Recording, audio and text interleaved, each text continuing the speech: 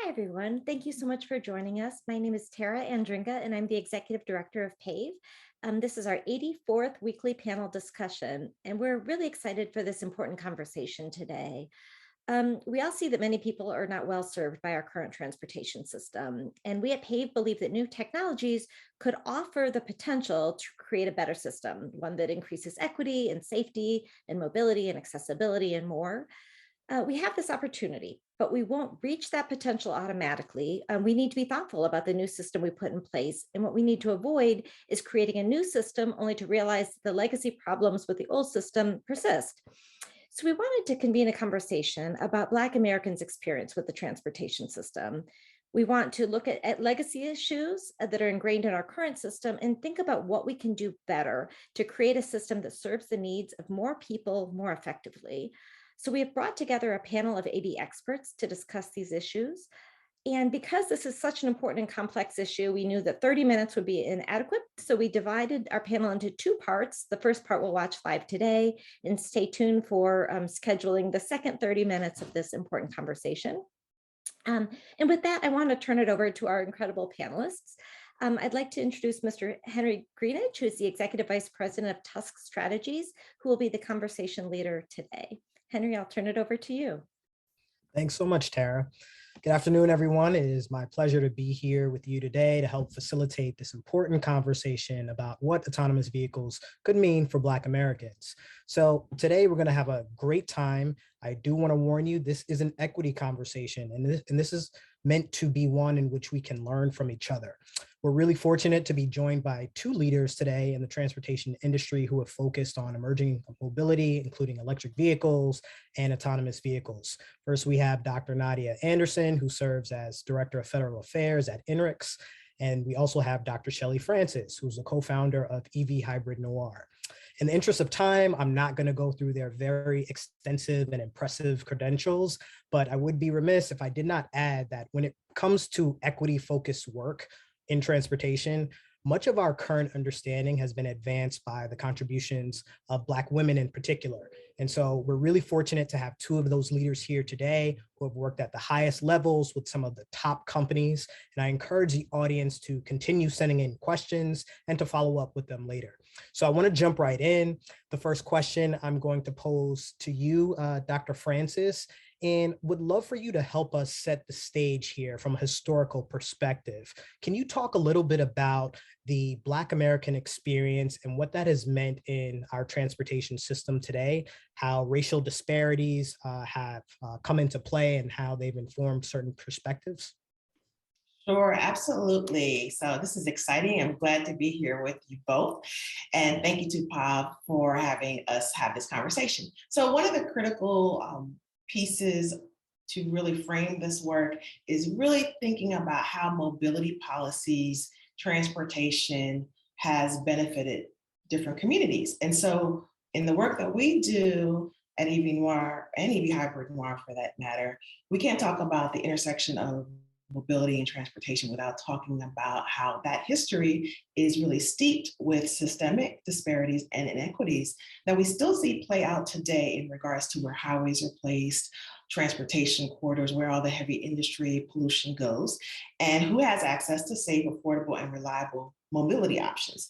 So with that in mind, just kind of giving you a very quick historical overview of what has shaped and informed the current transportation landscape that we see today, as well as what is shaping and informing the environmental justice movement, is that one key framework is thinking about this from the social determinants of health, and that's a public health framework. And basically, the framework states that transportation, health, and well-being doesn't happen in a vacuum. It's a holistic strategy. And so there's different proximate factors that impact one's health and well-being. It can be the environmental conditions. It can be whether or not you have opportunities to have a work, stable work place and work opportunities, whether or not you have a medical home, healthcare access to fresh foods, a healthy diet, etc.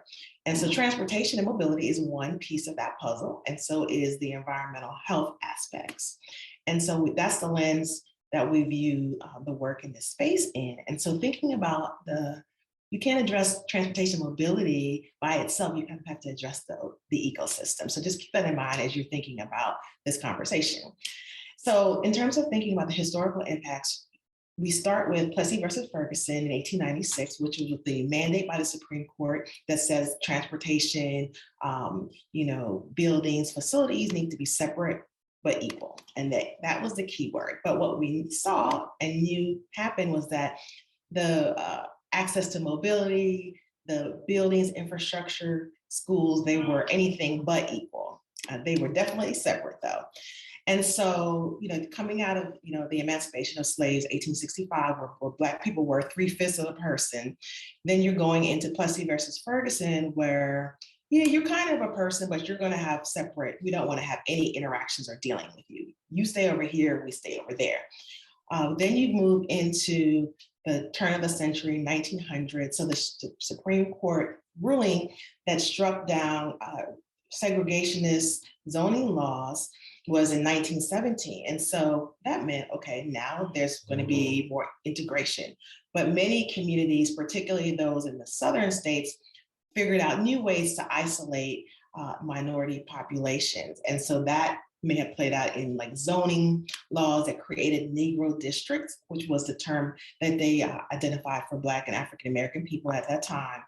And so that was another way to alienate that community. But also at the same time, as they were putting in these zoning laws, they also weakened some of the laws so that heavy industry, the pollutant driven industry, manufacturing, and highways could pass through those communities.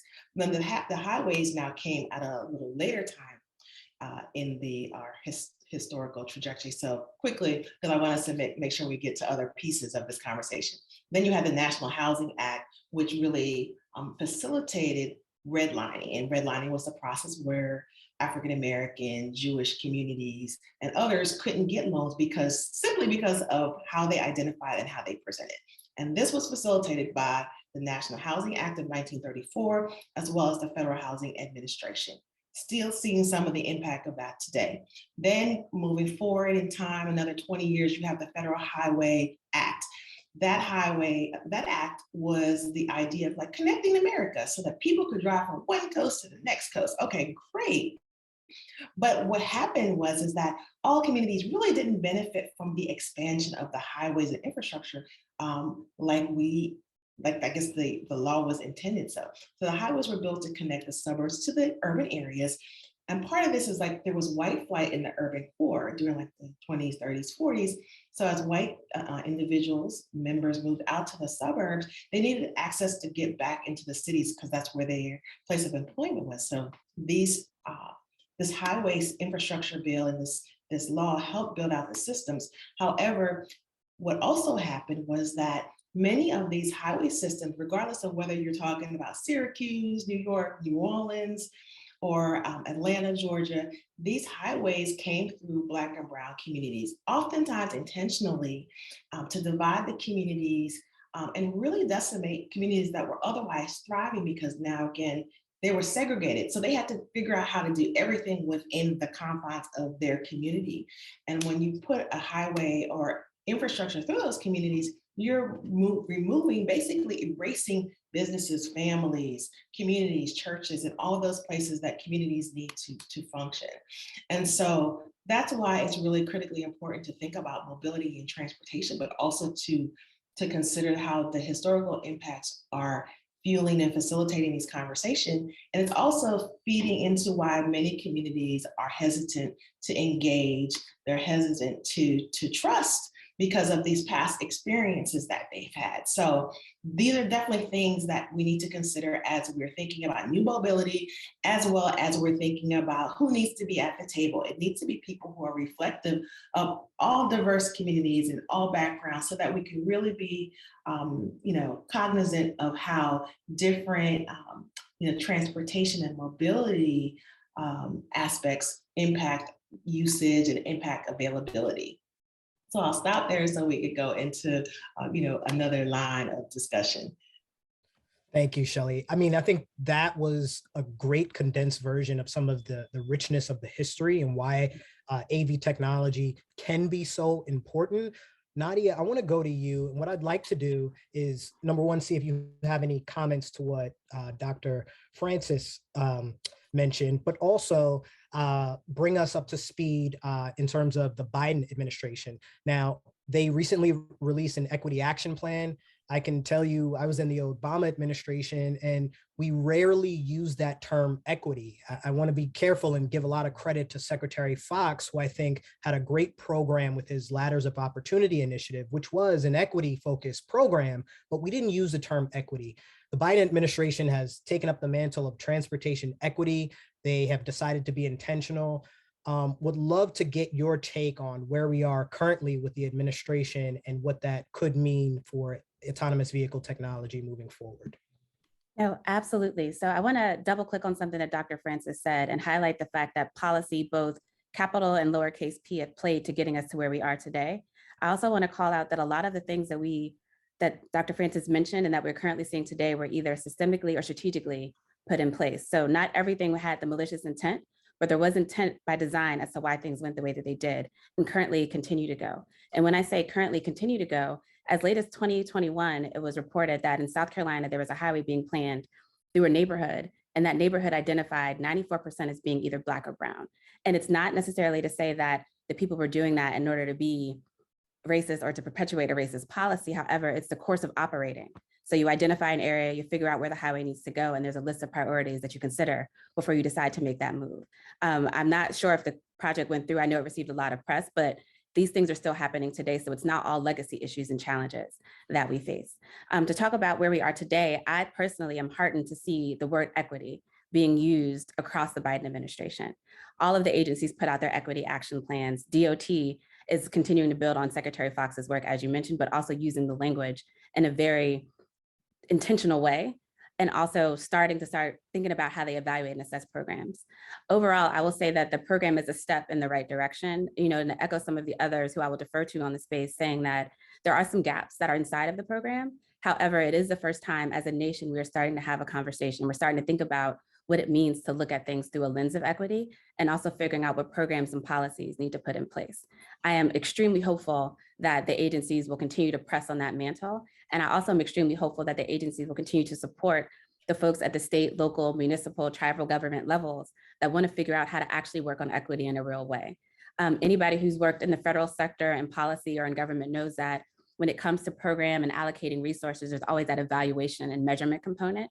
And I think there's a lot of opportunity for folks to collaborate to figure out how to do equity in a way that yields the outcomes, and making sure that it doesn't just become a phrase or a saying that everybody is now including in their documentation and their materials, but actually taking a very concerted look there. I think one of the things that is called out in discussing the equity action plan that is very true, and something that we've seen across any innovative or emerging mobility option, is that access does not equal usage. And so if we are going to start thinking about our transportation systems, about mobility options, it's more than using the old tools that we've used, because we know that those have got us, but figuring out new and innovative ways to make sure not only are these things available, but people are actually using it. So identifying and understanding any barriers to adoption that may exist, removing any structural or systemic hurdles that may keep a person from being able to take advantage of the opportunity that's coming. I think the last thing I will say is we are figuring out what it means as a nation to understand what it means to serve, and figuring out how to make sure that folks are not only brought into the process, but also are included, they have voices, and are able to sort of take up space as needed when we have these conversations about equity when it comes to transportation, but also figuring out how to attack some of the things that we're seeing called out in the National Railway Safety Strategy about disproportionate representation when it comes to Black, Native Indian populations, Native Alaskans as well, and making sure that we are experimenting and figuring out the new ways to address it, and also recognizing that some of the tools we've used in the past, we may need to frankly put them down and figure out a whole new way of operating and being able to intervene and put countermeasures in place if we are to get to a place where our transportation system is equitable for all people, but also that we do not inadvertently repeat some of the missteps of the past that have, to be honest, disproportionately impacted in a very severe way, like Black Americans and communities that have not had the attention or resources that some of their counterparts may have had in the past. That was fantastic. So look, I think you both laid out the case of that there are racial disparities. We understand why. There was an intentionality behind it. Let's fast forward to AV technology. I think we're all very excited about it.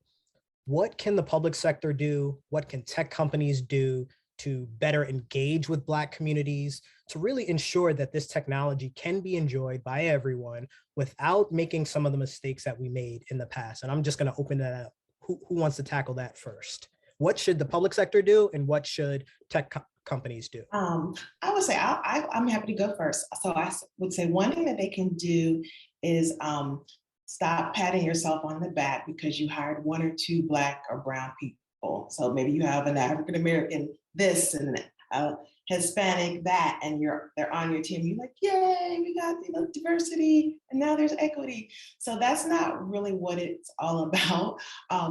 But in terms of thinking about like where companies can really lean in, it's really being intentional in terms of like, if you're working in the space and you're saying that equity is really important to you, is it embedded into your core values and principles? Like start there, one. Then who is sitting at the table in these conversations around AV and deployment of the technology or doing the R&D? Are there people who are representative of those communities, Black, brown, frontline, vulnerable, who can benefit the most from this technology? Are they helping to guide what the rollout looks like, what the R&D looks like, as well as, the engagement? So I would say one of the things that we've done in our work is we had the opportunity to work with Cruise Automation on a project that specifically is looking at just where the opportunities are to engage frontline communities around AV technology. So like, what are the attitudes, knowledge, and beliefs of this, target community? How can we work better? What are their mobility needs and gaps? And so doing work like that, so doing that formative work is what we call it, before you're going into a community and just deploying the technology or deploying infrastructure is critically important because one, you've got to meet communities where they are. Two, when new mobility is coming, this is such a new landscape for folks that it can be seen as a really negative, detrimental feature for their community. So it can also, in a way, be seen as green gentrification. So that's obviously not the approach that I hope tech companies are going to move in the direction of. So they really have to be intentional. And maybe sometimes it's like, hey, we've got to work with a partner who has subject matter expertise in this space to help us kind of navigate what community engagement looks like. Particularly, I would just say authentic community engagement looks like. Yeah, and so to add on to that, in addition to authentic community engagement, I will say I'm going to speak from the private sector point of view because that's where I spent the majority of my career. I will say treat Black Americans like you treat any other target audience or target consumer. And what I mean when I say that is do the research to understand where they are coming from, where current travel patterns are.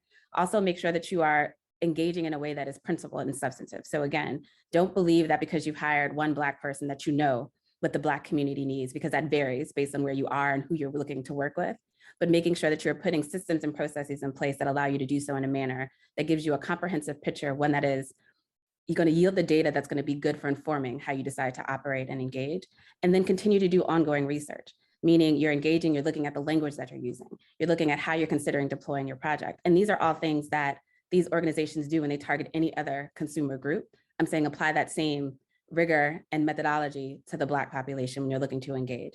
I think the other thing that I would say that tech companies need to do, just to echo what Dr. Francis said, is when you're looking for diversity, it's diversity of opinion, perspective, and also discipline. So bringing more voices to the table just makes your product and your engagement all the more better and all the more reflective of what it is that you're trying to do, which is to serve the community, especially if you're offering a transportation service or an option for mobility. To the work that's currently happening in the space by tech, I will say that there are some companies that are doing good and taking those first preliminary steps that are there. However, it's also worth noting that you have two alumni of the organization on the phone who were definitely involved in that effort and work moving forward. And so there is value in having those voices in the table, but also being in positions to kind of inform and guide and shape the approach that's moving forward. When it comes to the public sector, I will say that continuing to make sure that equity is your focus, but you're doing so in a substantive way.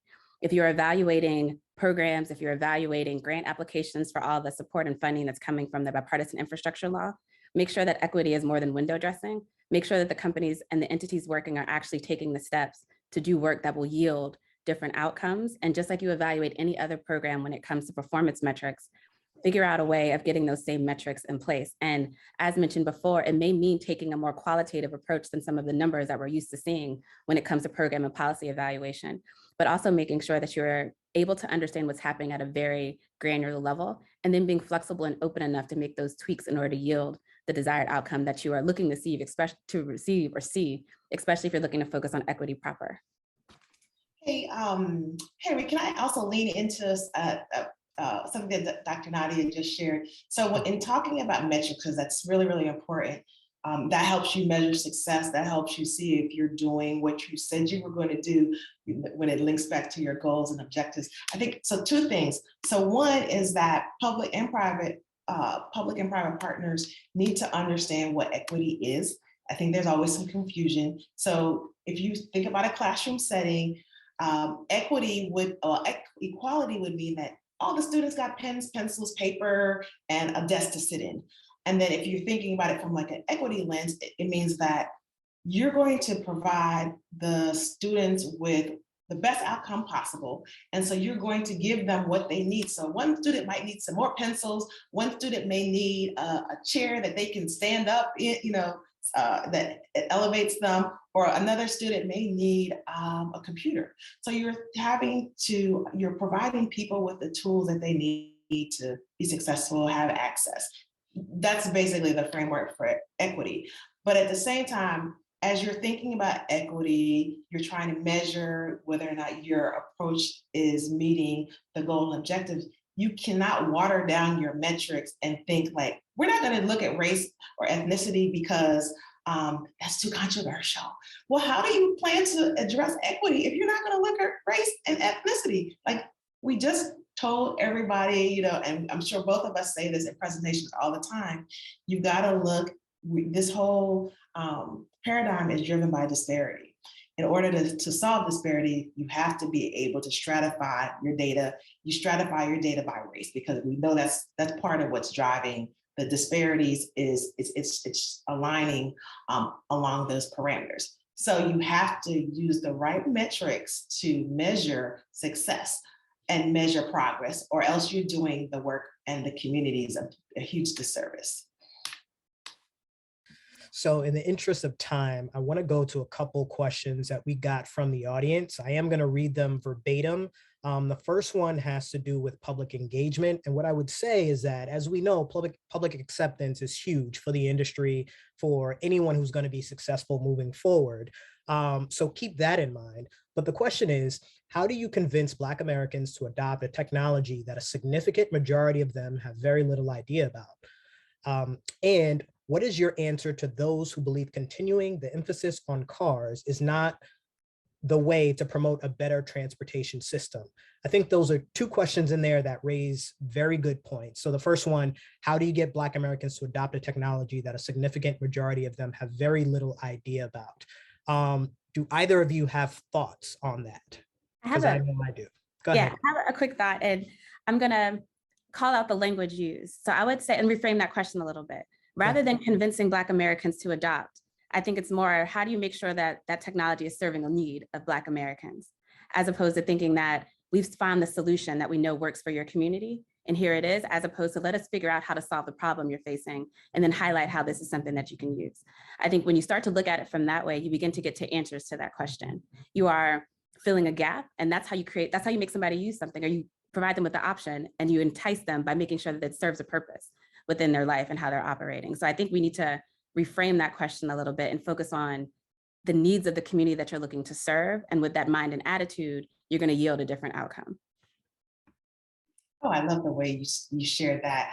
I would say that utilizing data, so having that opportunity to do that formative data, have those conversations about transportation need, likes, dislikes, burden, opportunities, helps shape and helps frame and encourage community members, African American, to utilize this technology, because once you have an understanding of where those needs and opportunities are, then you can say like, hey, here's the list of potential options to meet this need. One is AV, maybe it's another is EV or shared mobility.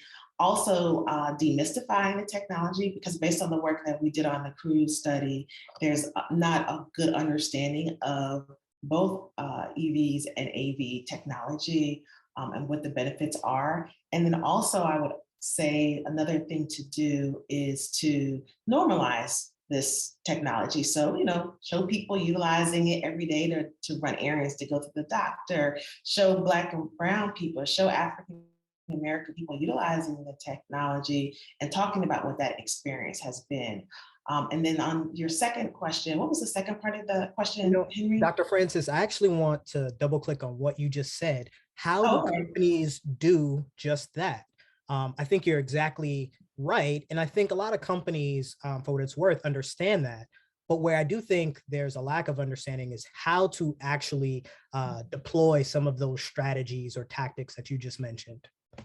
Oh, Are there thoughts there? Sure, yes. So obviously one way is to work with us. Great. But really thinking, like I said, it kind of goes back to like the core company values. Like, are you really committed to like having your technology be accessible to all communities? And obviously there's going to be some high needs communities that you're going to prioritize. So like, what are you doing to work with diverse communities, particularly those that are going to be using your technology? The world continues to get more diverse.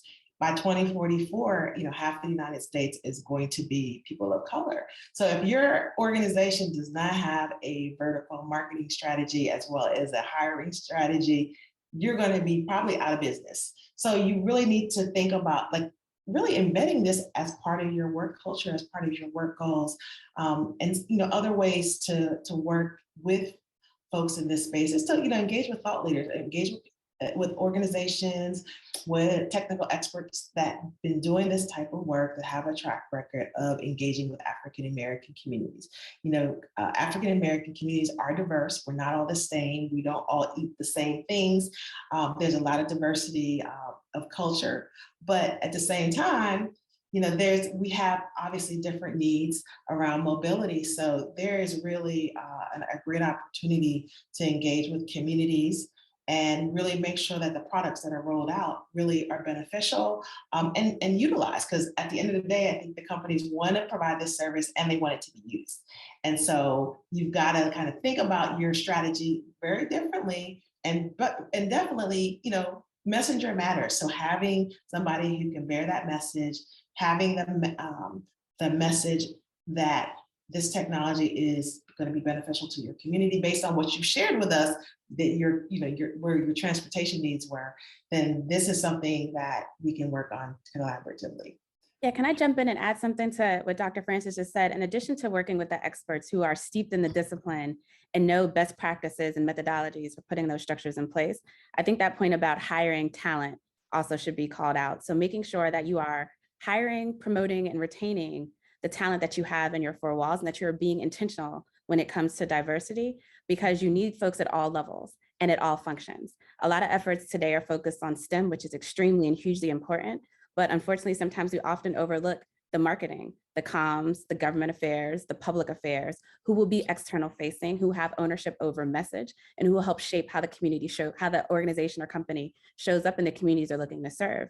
And by having diverse populations, you not only have a messenger, but your product is also informed, your presence is also informed by those unique perspectives, which means you're inevitably going to capture more of the population you're looking to figure out how to, reach, engage, expose, and also eventually turn into like your consumer or serve in some way, shape, or form.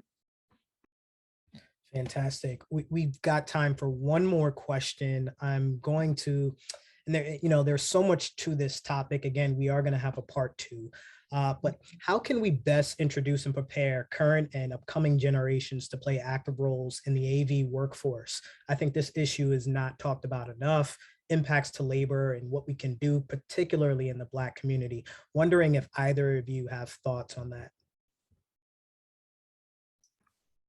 Do you want me to go first, Dr. Nadia? Okay, sure. So part of it is going to be showing young people what they can be, so they can, dream it, be it, believe it, and achieve it. And so showing young people, some of the actors and some of the positions that you can have in this space. So part of the work that we do, we have a K through 12 STEM program. And so it's obviously an opportunity to show young people different career paths in STEM, particularly around mobility, STEM.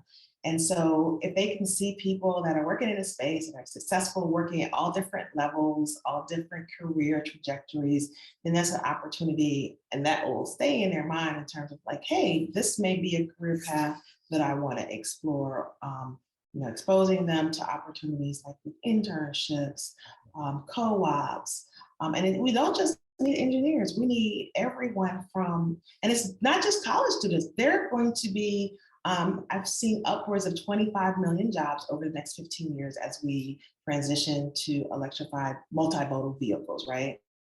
And so there's opportunities for folks who have not gone to college, who may be in a technical school, a 2-year program. So it's not just, this space is not just for the college or highly educated in terms of traditional education models. There's going to be a space for folks who, are more tech heavy, more hands-on, more, maybe have an electrical background and more. So there's definitely like a huge opportunity to, lean in and develop workplace and training programs for folks from all different career paths and interests. Thank you. So unfortunately, we are over time. I think this was a great discussion. I really appreciate the contributions that each of you have made. I want to encourage, again, the audience to send in their questions. We will try to get them in for next time. You can find Dr. Francis and Dr. Anderson both on LinkedIn and Twitter. And we thank you all for joining us today.